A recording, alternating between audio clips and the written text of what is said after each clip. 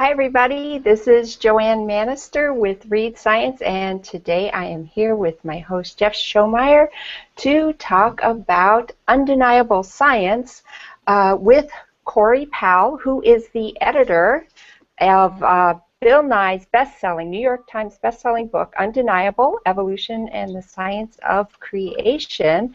And here at Read Science, of course, we love to talk to book authors, book illustrators, photographers, anybody who's sharing science with the general public, communicating science. And Corey certainly fits into that category. Corey, please say hello to our audience. Hello, audience. It is a pleasure to be here and a pleasure to be speaking with you.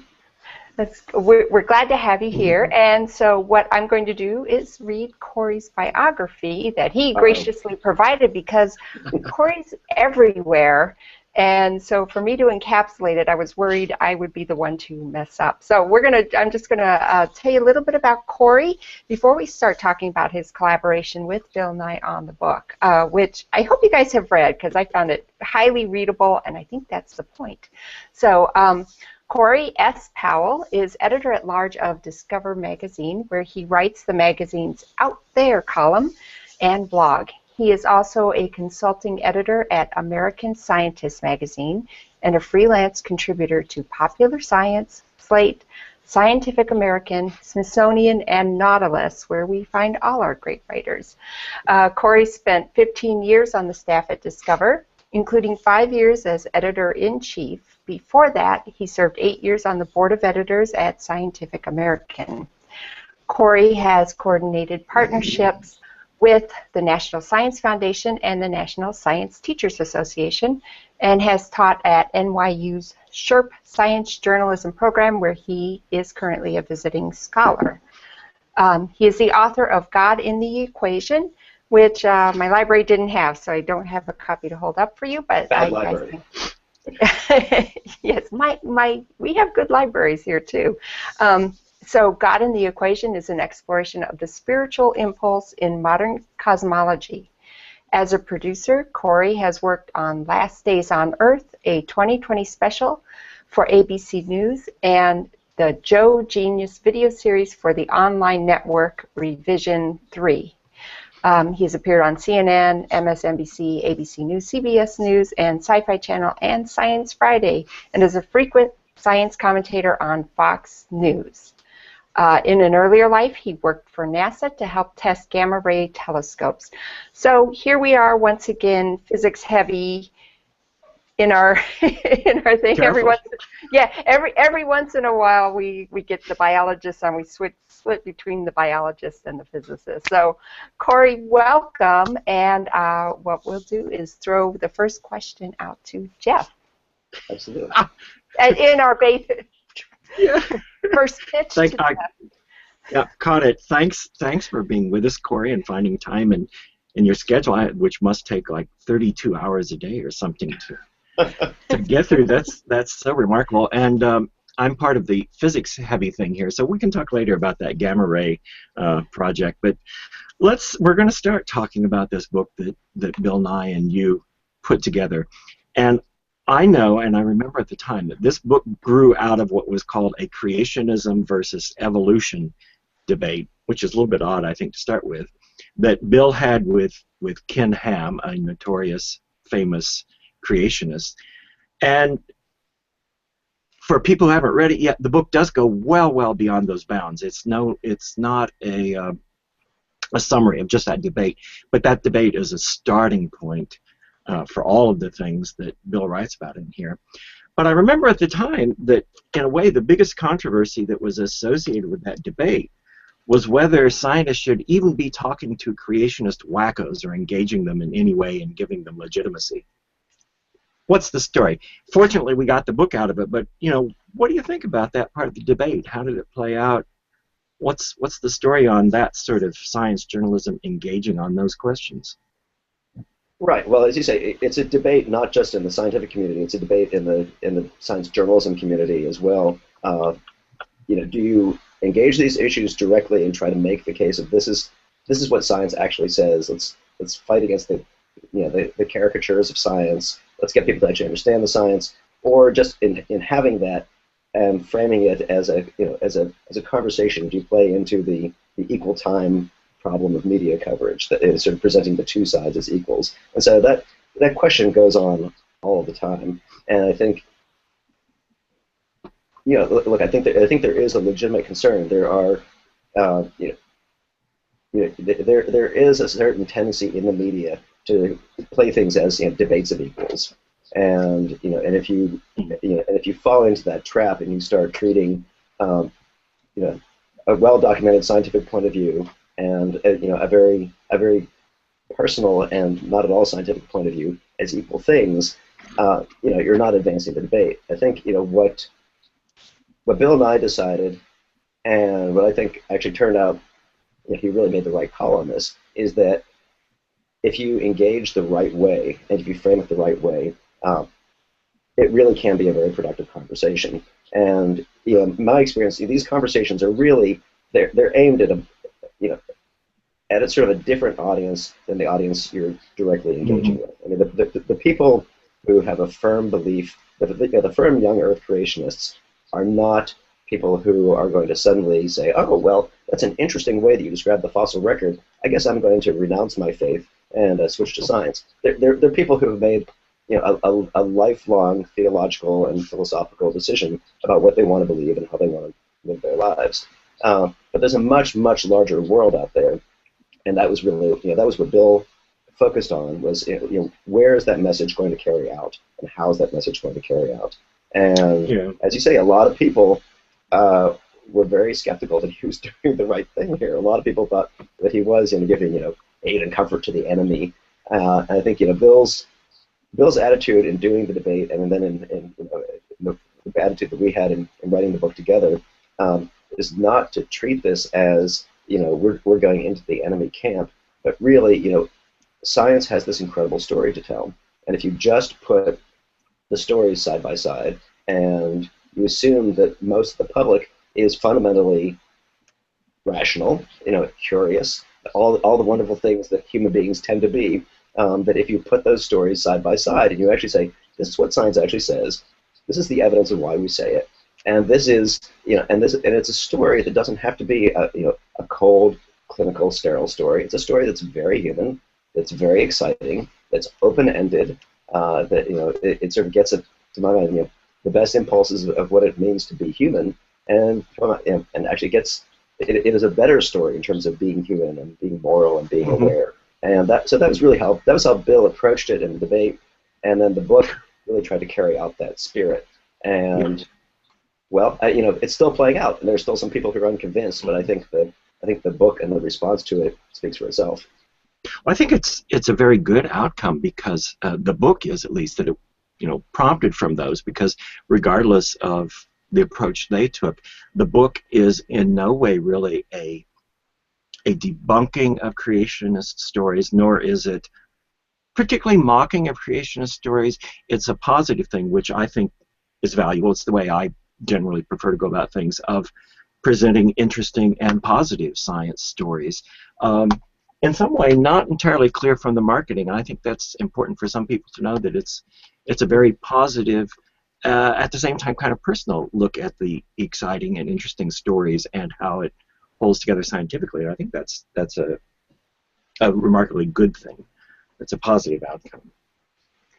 So I'm curious, considering that this debate was with a primarily religious sect group of people, how much does your book, God in the Equation, the exploration of the spiritual impulse in cosmology, how much did that have to do with either Bill approaching you or you approaching him, play into you guys coming together for this book?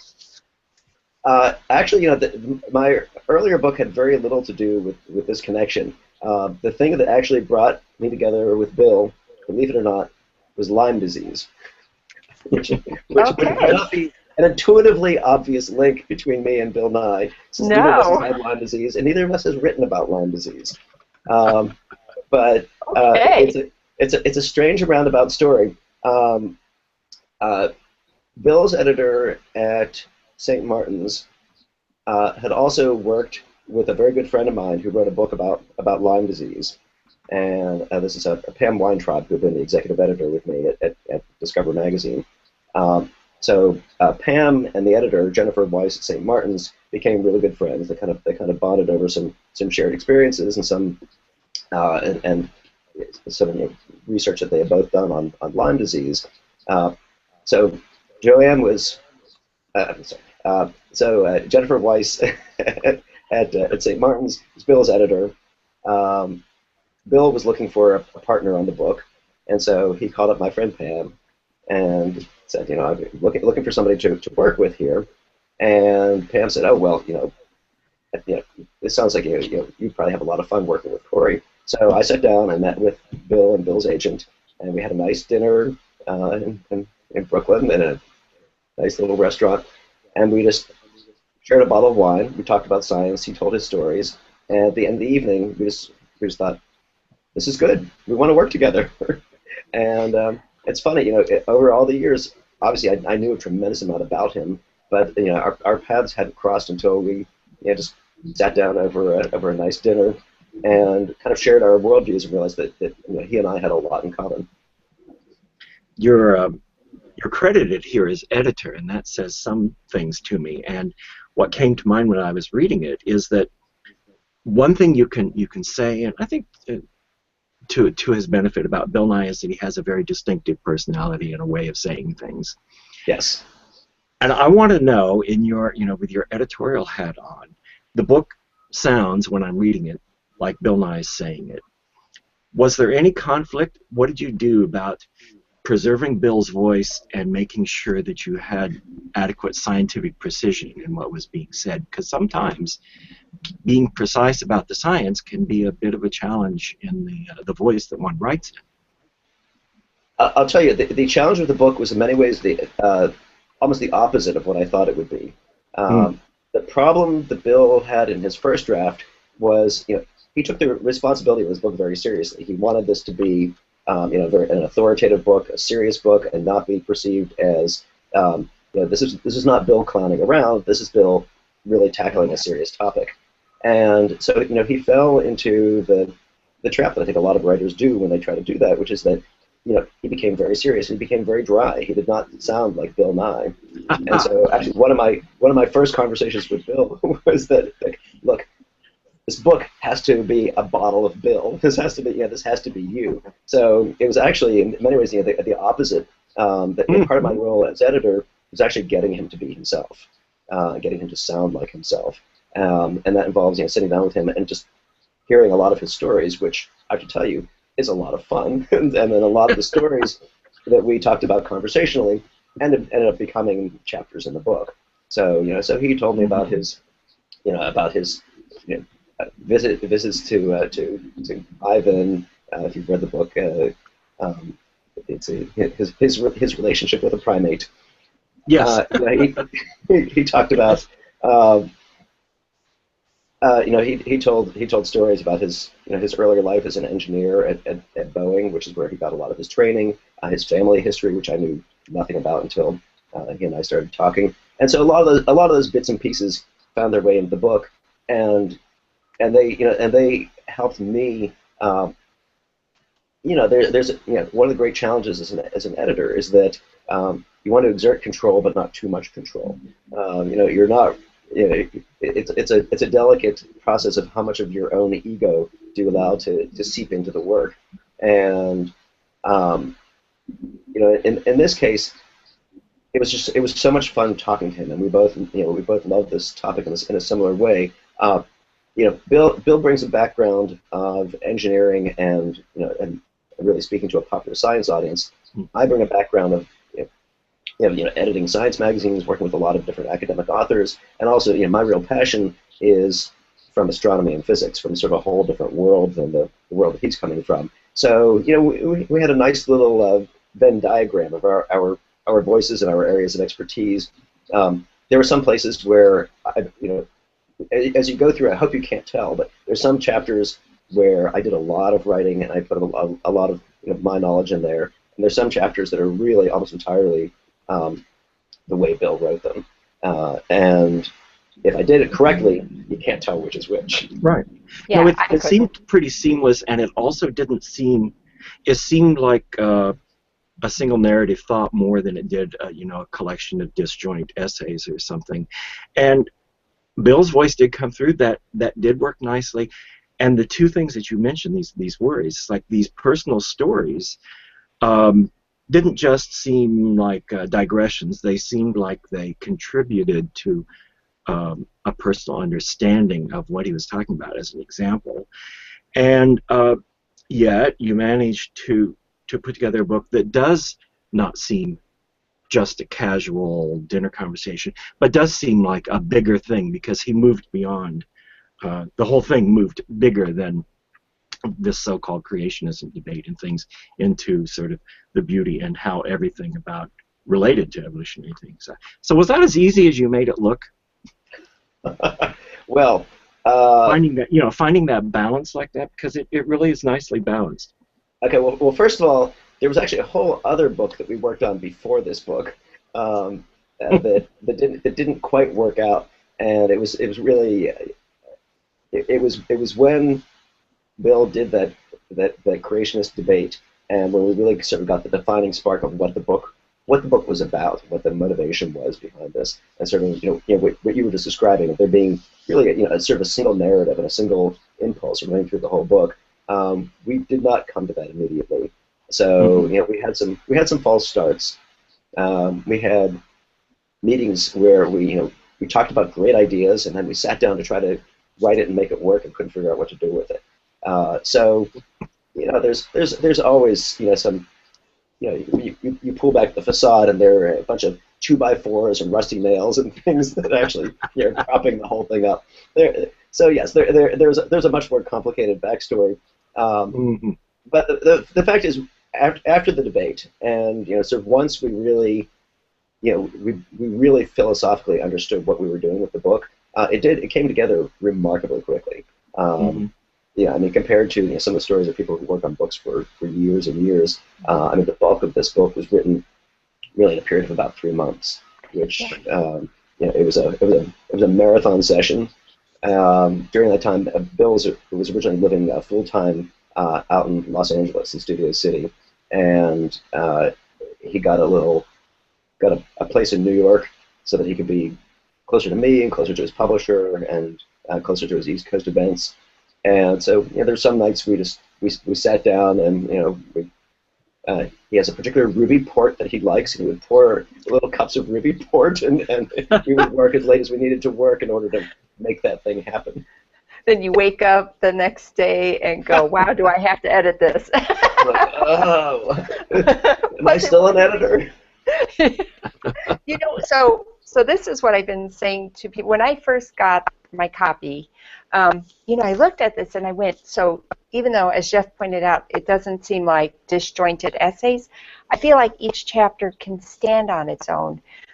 Like you could read just one chapter and then set it down and come back to it later, which I think is actually somewhat genius for the general public who may not read much science at all.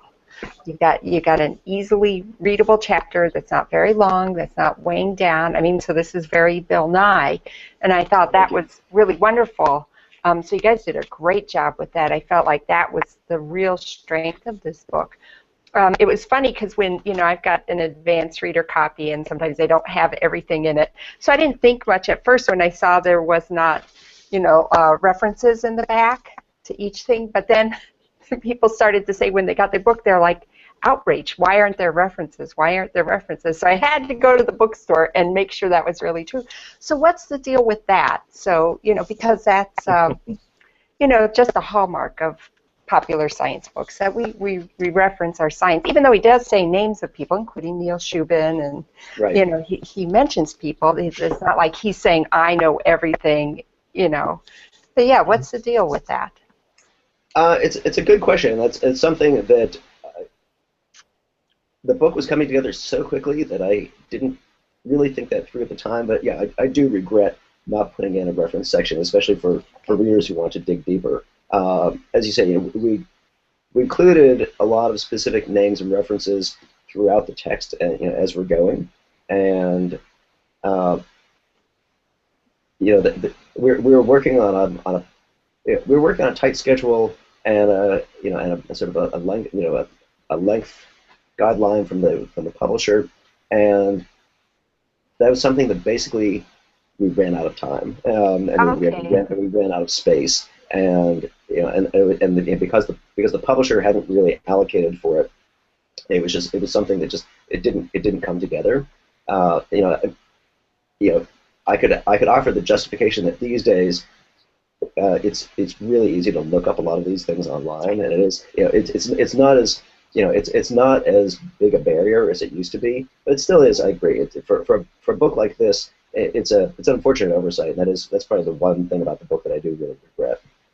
That's actually really good to hear, because I was in my head going, why would they not put this? And like I said, I overlooked because I thought, oh, I just got this, and you maybe didn't have time when people are sending it out to people to review. So, but that's excellent to know. And actually, I'd like to bring up one other critique that has sort of come up. This may not be for you, as you can imagine what it's going to be, is that chapter on the GMO, which was, I guess also aired as one of Bill Nye's episodes in the past, and just, sort of he's pro-science in lots of ways, and then this GMO saying, wait a minute, maybe this science is moving too fast.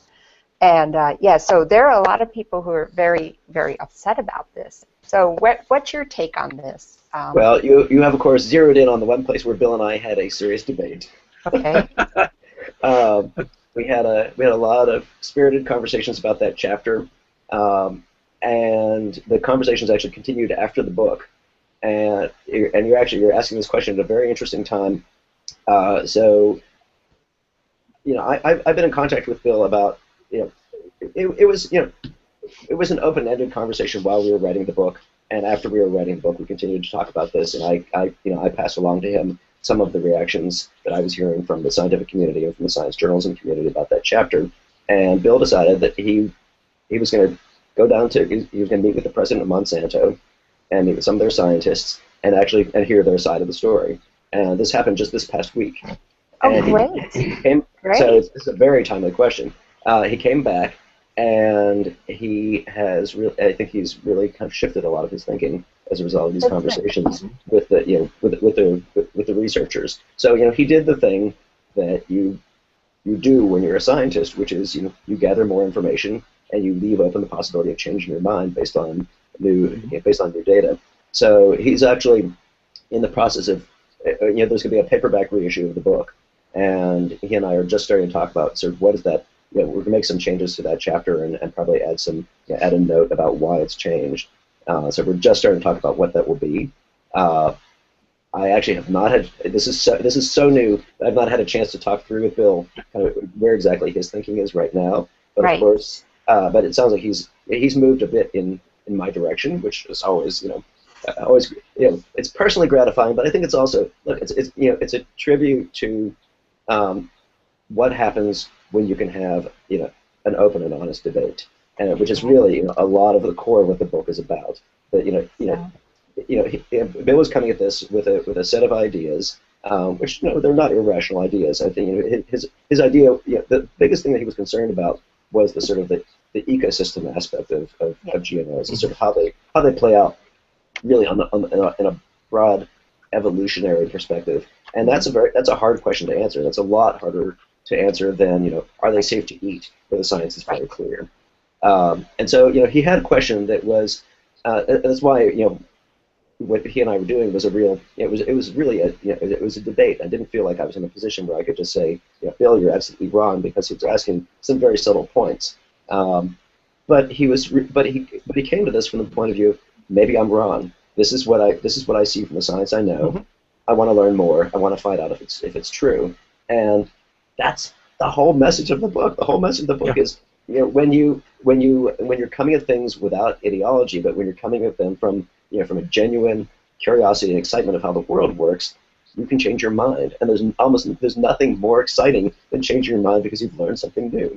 And this is so commendable, and I'm so glad he's doing that, because that wasn't the critique levied. They were like, he's so open to the science, but here in this chapter, suddenly he's not. And people who are biologists who have actually sort of modified organisms in the lab already is sort of like, well, you know, not saying there should be no oversight, but wait a minute, wait, I don't think he's got the full picture. Maybe it would be nice if he went in a lab and spoke with scientists. And so I'm so glad to hear that this is what's happening, and I'm sure our listeners are going to be so thrilled to hear this.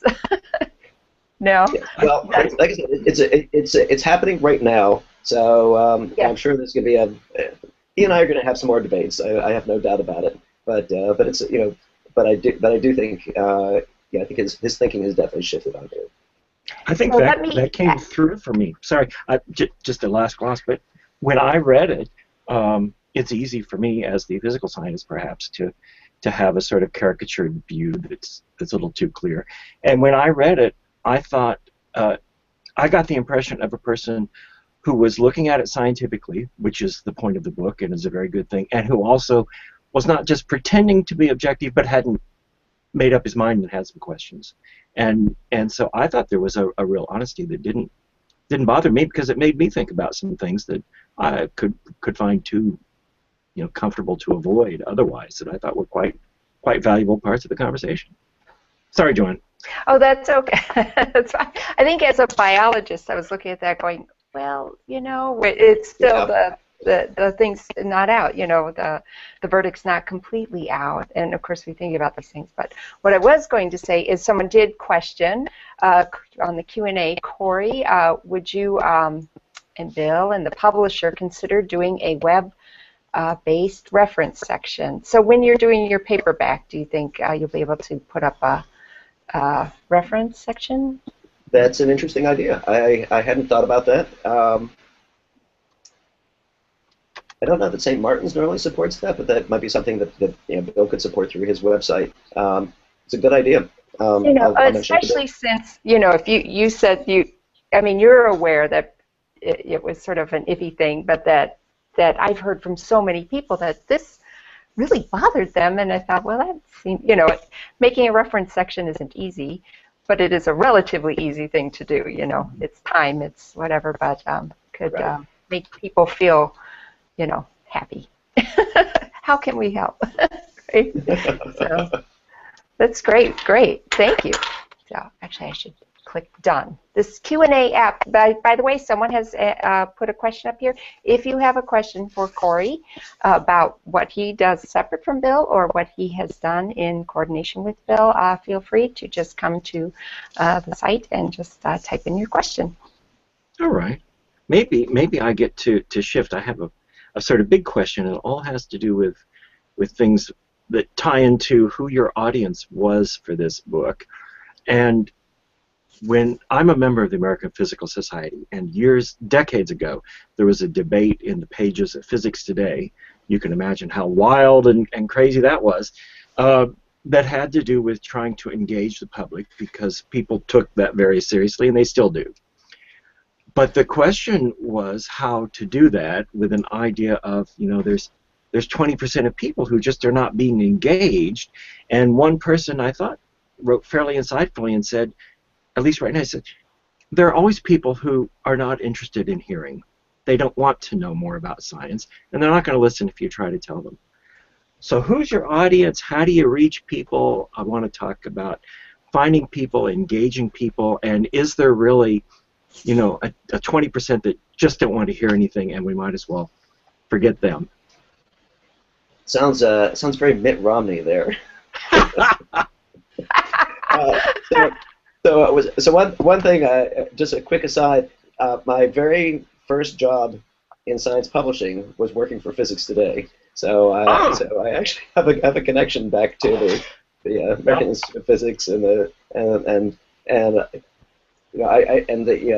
funny thing is, the staff, you know, the writers and the editors on Physics Today were a very funny and articulate bunch, and you wouldn't always know that by reading the magazine. So that was which is back to that, you know, that distinction between the science as we live it and science as we write about it is sometimes quite a gap between the two.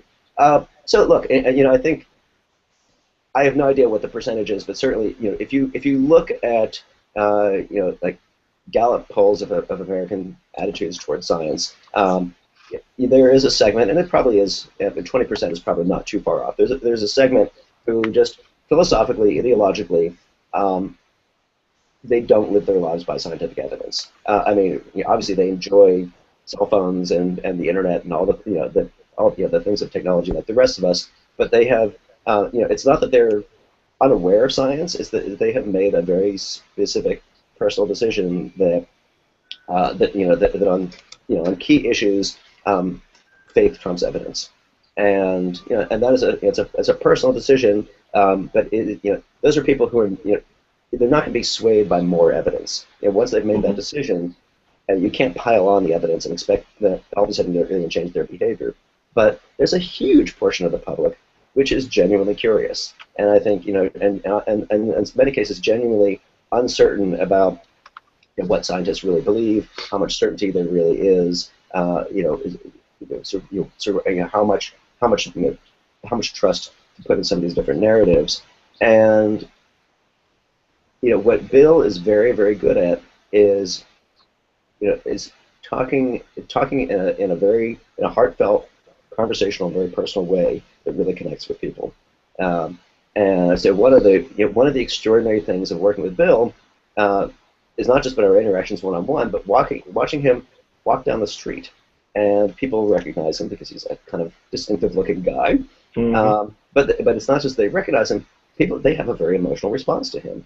They feel like he's a because of his persona, that he's a friend. He's an approachable person. That he's somebody who they want to be associated with, and I think that is a tremendous tool for outreach. Is breaking down that barrier that sort of like there's your life and there's the sort of the scientific outlook, and scientific outlook maybe produces things that filter down into your world. It's not really a world that you would be welcome in or you'd be comfortable in. And I think for a lot of people, even people who are very very interested in science and very aware of science, there is that kind of remove. And the extent you can peel that back, I do think you win over people who are just not that interested, and the people who are interested, you actually get them to look at the science in a different, more personal way. I had a conversation. This was, I guess, I think it was this was last year at an American Astronomical Society meeting. I was talking to Saul Perlmutter, who won a Nobel Prize for the discovery of dark energy, the discovery that the expansion of the universe is speeding up. And now that he's won a Nobel, he says, now he has the luxury to do things beyond just his normal research work. And one of the things he's doing is science outreach. And what he said with that was very interesting. He says, if you look at the recent American elections, even like a 2 or 3% swing of the vote one way or the other could have changed the outcome of a lot of elections. So you don't have to reach 100% of the public. If you can find 5% of the public who are currently not engaged, or who don't really understand the message of science, or who are genuinely confused by these kind of like competing narratives of who has authority and who has the right version of the story. If you can persuade really a very small part of the public, you can really change a lot of the legislative directions. And what we've seen again and again is when the elections change and the legislation changes, there's a weird thing happening. People's attitudes change with it. I think you're seeing that, for instance, with gay marriage right now. A number of sort of small but important decisions have produced this enormous change in public attitudes. And so I do think there's this incredible multiplication factor that's out there if you can just sort of break down some of the usual barriers and get rid of some of the usual language of communication and connect with people in a different way. So for these unengaged that we're sort of thinking about right now, do you think it's less an issue that they are not interested and more an issue that they feel alienated or intimidated that science doesn't want them to come in? Well, I think it's these are not. It's not an either-or question because there are all of these different populations. I mean, there's some who are just not curious. There's some who are curious but intimidated. There's some who curious but too busy. I think there's a lot of different reasons of why people hold back. Okay, and I understand. We're in a media-saturated and information-saturated society. There are a lot of things competing for your attention, and if I think there are a lot of people who are aware of science, but but it's not something that matters that much to them. They're not hostile to it, but it's just not really, it's not a part of their lives. And again, I think, and part of the reason is that because science is associated with, a somewhat, a difficult and abstract language. You have to kind of work at it a bit to understand these stories. Even if you see a really cool, a really cool headline, and you're scanning through Yahoo News, and there's something about black holes, and you say, oh, that sounds cool, but I doubt I can really read that story. And I hear a lot of versions of that from people, and I think that's where a book like Undeniable really performs an important service. There's nothing. Bill and I worked really hard to make sure there's no point in the book where somebody should feel uninvited. The idea should be that you're welcome throughout. And he says even at the beginning that if you're a person of religious faith and you're coming at this just to sort of see, oh well, what are those people on the other side talking about? You're welcome too. Everybody is welcome here. This is not as you said earlier, this is not a gotcha book to say, oh yeah, well you people on the other side, you stupid people, here's the real story. There's plenty of those conversations. That's what Twitter is for. That's what the internet's for. Right. And there are plenty of people who are out there. If you want to hear insults, there are plenty of places you can go to hear insults. That's not what we're here to do. Right, especially something as permanent as a book. Right. Not as ephemeral as Twitter. Well, Yes. Although that can be a bit sticky too. That can follow you for a long time. I've always thought, when people, a lot of, especially early in science communication, when people are just starting communication, they'll be like, but you have to love science. It's wonderful. It's excellent. And why doesn't everybody love science? But I always took it this, if I turned this around and said, what's something that doesn't really interest me or get me pumped up, like accounting, right? Accounting is important. Accounting is everywhere in the world. Accounting probably has a unique beauty to it that I don't appreciate. But if there was someone, a Bill Nye of accounting, I could probably be swayed to put more accounting in my life without kicking and screaming. You know what I mean? So, Yes. So science is the same way, and maybe more intimidating than accounting. But that's where I always have this compassion when I want to talk about science and friendliness and soft sell, really, because these, as you said, I'm probably going to put this in a tweet. You just categorize people, not curious but intimidated, curious but too busy. I thought, what a wonderful, we've got all sorts of people we're trying to communicate with. So, yeah, so right. That's my take on science. So, storytelling is a very, very natural form of human communication. You saw a movie and you loved it, and you want to persuade somebody else. You tell them about the movie. You don't summarize the plot and tell them the cast. You tell them a story about the movie and why you thought it was a really cool movie. That is the one of the most essential aspects of human communication. And if somebody isn't interested in science or doesn't feel welcome in science for whatever reason, I feel like I want to do the same thing. I want to tell them the stories that explain why I think, why I find these scientific ideas so incredibly exciting, so compelling. Why when you understand evolution, you understand your own personal connection to all these incredible things in the world. When I know my background is in astronomy. I know lots of people. You go out on a clear night and you point out the stars. They think that's kind of cool, and then you start telling them stories that fuzzy patch in Orion. That's a place where new stars are being born, and when they're born, they fly out, and the rest of the stars that make that pattern, that constellation, those are actually stars that were born in that little fuzzy patch, and they migrated out. And you're seeing stretches of time, you're seeing processes, and you're seeing birth and death. We're seeing all this incredible stuff, and we are a part of that. And when you can start framing things that way, you start to see people reacting a different way. And I always hope that it's a lasting, that those things can be lasting changes. Now, so let me ask Jeff before you start. Yeah, go ahead. Go ahead. Jeff will ask his next essay question. Let me jump in first.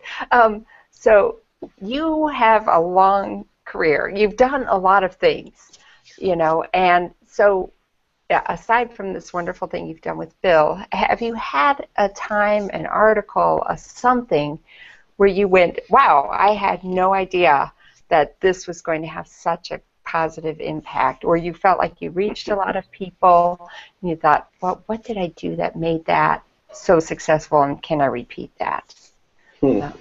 That's a good question. It's a hard question. I mean, a lot of my years at Discover, I was a features editor, and then the editor of the magazine as a whole. And when you're an editor, you're operating behind the curtain.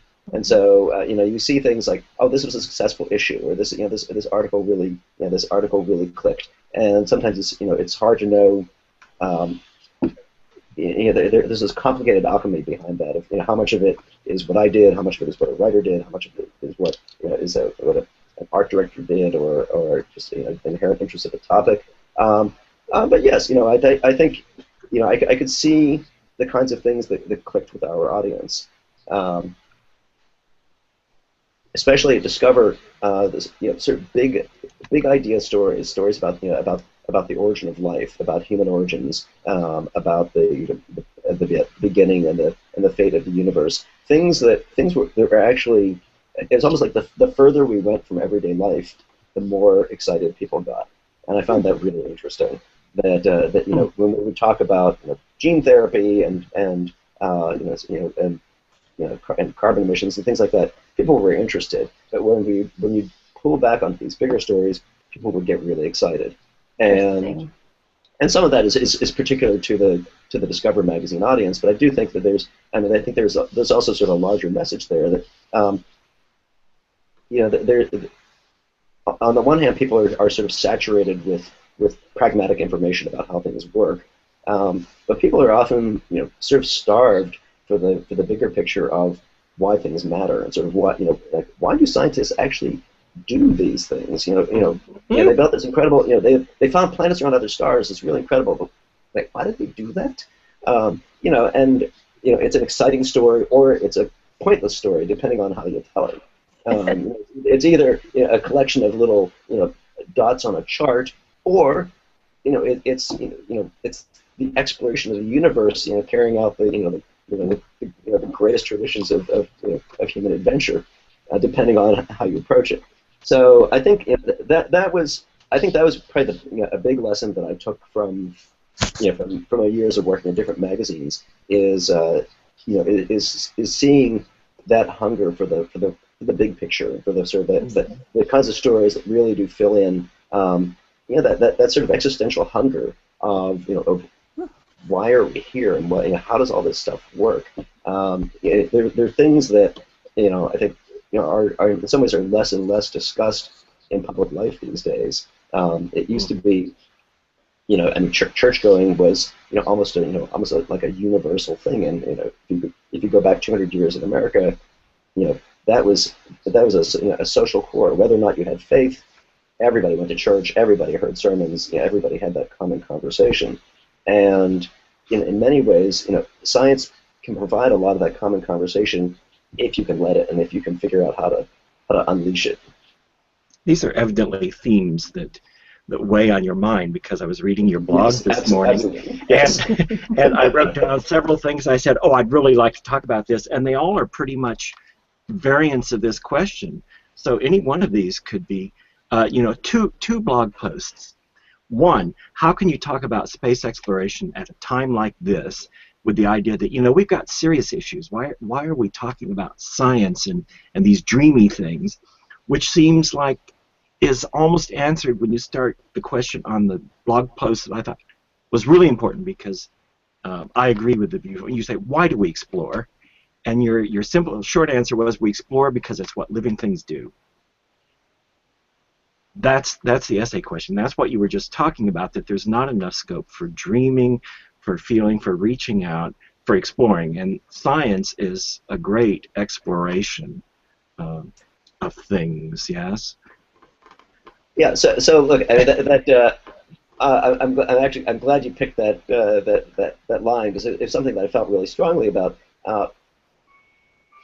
When you try to define what life is, what are the essential qualities of life? Life processes energy. Life reproduces. Life passes on others of its kind. It passes along information, and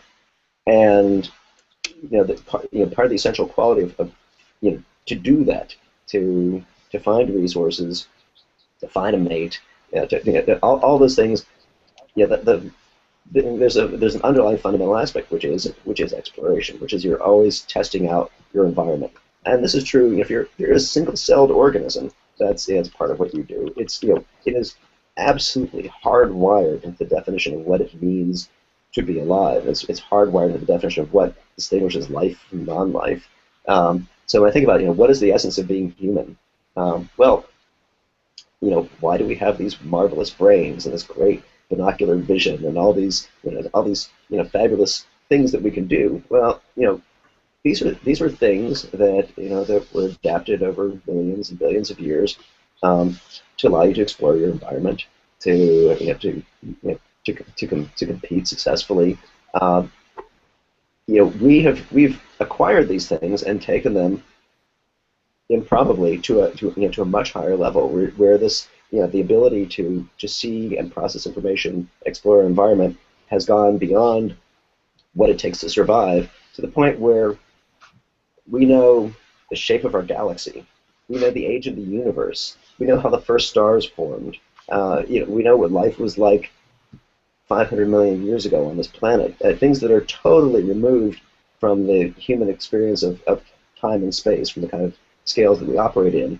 But those explorations are straight extrapolations of the kind of exploration that's intrinsic to life itself. And so, to me, I feel like when you do those things and when you talk about those things, you're more alive. I mean, you are just fundamentally doing more of what it is that life does. And I think that I try to think really seriously about what draws people to religious faith, and why do they sometimes consider their religious faith at war with science. And I feel like it often comes down to that to that question of why are we alive? And I think that a perception in some quarters that that religion tells you why you're alive, and science tells you there's no point. There's no point to being alive. Your life is frankly meaningless.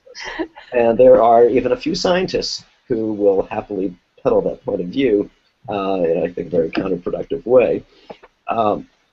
And I think there's nothing in science that says that. In fact, to me, it's sort of antithetical to what science is about. Science is all about why we're alive. It's all about about what it means to be human. Even the most the driest, most esoteric journal article that at first blush, you would never sit down and read it for fun. But if you ever stop and think, well, some person dedicated his life to doing that, or her life to doing that. Why did that happen? Right. What makes a person dedicate a lifetime to studying this thing? And there's always a story. There's always a deep-seated reason. And people don't dedicate their lives to doing things for no particular reason. They're scientists as a category could probably be making a lot more money with a lot less work doing something else. But they choose to do these things that they do, and that's whenever anybody chooses to do something that's harder and less lucrative than what they could be doing, you have to ask, well, why? But there's a good story there, and that's so. I feel like that's you're right. It's a theme that I come back to again and again in my writing, because I think it's very interesting to me personally. It's very fulfilling to me personally, but I also think it's a very important thing to talk about to the larger world. It's a fundamental idea. I think you're right. I agree. Do you agree, Joanne? I absolutely agree. Yeah, absolutely. Okay, we've got consensus. If three of us agree, it's got to be true. Okay. And we're even streaming, telling people, Yes. so it's even more true. Right. That's right. Well, there was the long essay question. Here's a short one. If you're talking to a class of people, aspiring science journalists, do you have a couple of prime directives that you give to them and say, as a an ethical science journalist, you must be sure that you do this or these things? I have a few things in mind, but I want to know what yours are. Well, it's not an abstract question because I used to teach a regular class at NYU, and I still guest lecture there, and so I frequently do come in and talk to them about the science journalism process. Yeah, I think there's some general principles. I mean, there's some fundamental principles of communication. Every story should have answer the question, so what? Every question should answer the question, why does this matter? And I always press them on this idea of radical clarity. That you have to understand all the ideas in the story inside and out in order to be able to explain them. And you need to be able to understand them at the complex level before you can explain them at the simple level. And so, I mean, that's not direct. I guess that's not exactly an answer to the ethics part of your question, but it goes. It's a part of that. That there's a pact between the writer and the reader that whatever you tell them, however complex or however simple it is, that you're not hiding anything.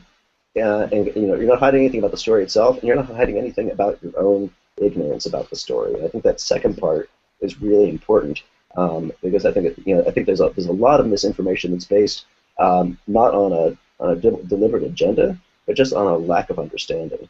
And I think but you might in some vague moral sense say, oh well, deliberate deception is worse than an accidental error, but functionally they do the same thing. If you're passing misinformation to the public, you're passing misinformation to the public whichever way you're doing it.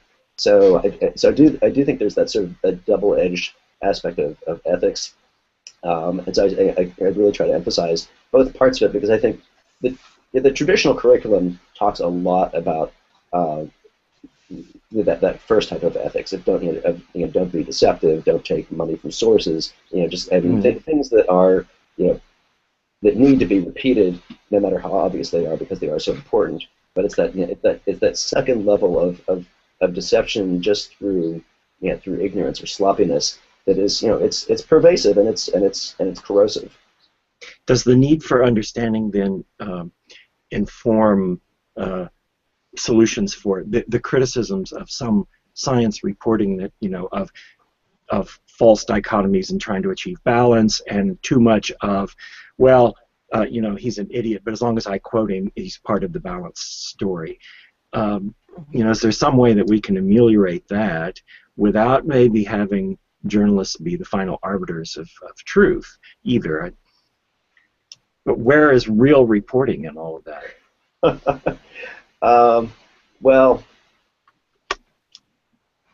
you threw me a hard question there. There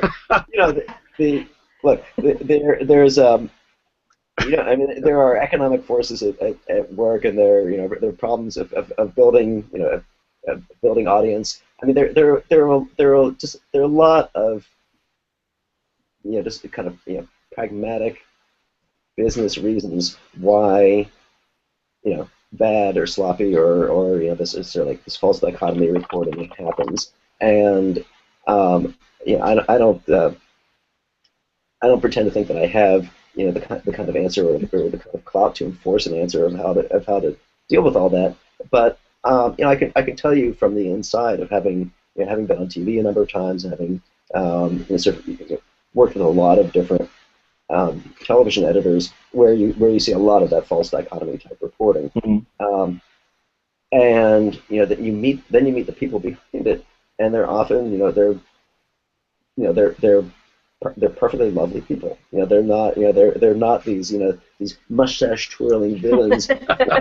They're they're people who are, they're interesting, they're engaged, they want to, they want to do a good job, they want to reach a public, but they feel pressured from their producers, or, in many cases, they feel like they don't actually have the intellectual firepower to push back. And the pressure from the producers, I don't know, that's a higher level problem. But not having the intellectual firepower to push back, that's actually that's a more tractable problem. There are ways, again, by breaking down some of these barriers, and by emphasizing this idea that part of journalistic ethics is just really understanding your story. When people have mastery over the ideas, they tend to push back. That's, people have egos, and people have sort of moral senses, and senses of certain personal righteousness, and I think those are wonderful tools. That I think, again, they're incremental. These are what I'm describing here is not. It's not a landslide transformation. It's an incremental process. But I think it's it's at least it's a part that's small enough that I can convince myself that I can kind of move that part of the lever, even if I can't move that whole giant machine. Yeah. I think it's a great answer. Thank you. Well, and you're talking about the false dichotomy, and of course I loved John Oliver's segment with Bill Nye on it, about climate change. And it's like, we had our 2 detractors and then, 99 scientists or 97 scientists plus Bill Nye. So I'm sure everybody's seen that, but I still love it. It's wonderful. I just have to throw in that other John Oliver line that I loved. I think he was talking about climate change. He was talking about one of the false dichotomy issues in science, and he said, this isn't a question where people get to vote of whether or not it's true. It's like asking people, are there owls? Yes. Yes. Yes, exactly. It's so. I mean, he's brilliant, and I look forward to seeing more wonderful science things from him on top of everything else. But I can't believe an hour has passed, and this happens all the time, Jeff. We have to do something about time because. We'll have to talk to someone about relativity or something. Yeah. I know a guy who knows a guy who knows Einstein. Right. And how he got it wrong, perhaps. So Corey, we will ask you right now if you have anything else that you want to add before we say goodbye to our kind audience who has stayed with us and listened to your wonderful stories about communication. Well, thank you. I guess the part of the story we didn't get to talk to about so much was sort of from the astronomy and physics side. Was sort of one of the other side of my life. But look, Jeff mentioned a number of things that I've written about on my blog, and I would love it if people would come by. I'd love it if people would comment. I as much as it terrifies me sometimes, I enjoy reading the comments. I love hearing what people have to say. So. This is your blog a whole other out ongoing there. Conversation. Yeah. Yes, this your is blog out there in the Discover Magazine Blogs Network.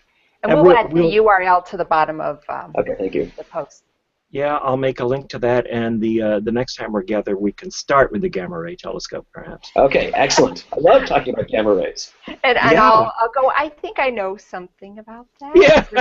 You'll be educating me. I'll bring in the Incredible Hulk. It'll be fun. Yes. Ooh, awesome. Yeah. My favorite story. I'm going to take a minute here. My favorite story about the Incredible Hulk, the movie by Ang Lee, is that his wife's a microbiologist who actually attended U of I, University of Illinois, where I'm at, and that she helped make sure that the laboratories on the set look like proper scientific laboratories. Awesome. That's my favorite story about the Hulk. So those things serve their purpose. It's important. Yeah. So thank you to everyone who tuned in to listen about science communication and Bill Nye's wonderful book, which really anybody could read this. And I suggest picking up a copy, and I look forward to what's new when the paperback comes out. So you may, if you have a hardback copy, there may be some changes in store when the paperback comes around. And appreciate Corey answering questions about that and telling us how you worked together with Bill on this book, and I thoroughly enjoyed today's conversation. And of course, I want to thank you, Corey, and thank you, Jeff, as always. Oh yeah, Joanne and Jeff, this was wonderful. Thank you so much for giving me this this opportunity to talk. Yeah, and it was great to shake your hand the other day at AAAS. Yep. Those of you who don't know big science meetings, that's the American Association for the Advancement of Science, who has a giant meeting every Valentine's Day, for some strange reason it's that day. So we could all celebrate our love of science, if not our loved ones. But all right, thank you everybody for tuning in, and we'll see you next time on Read Science. Oh, I'm hitting the wrong button.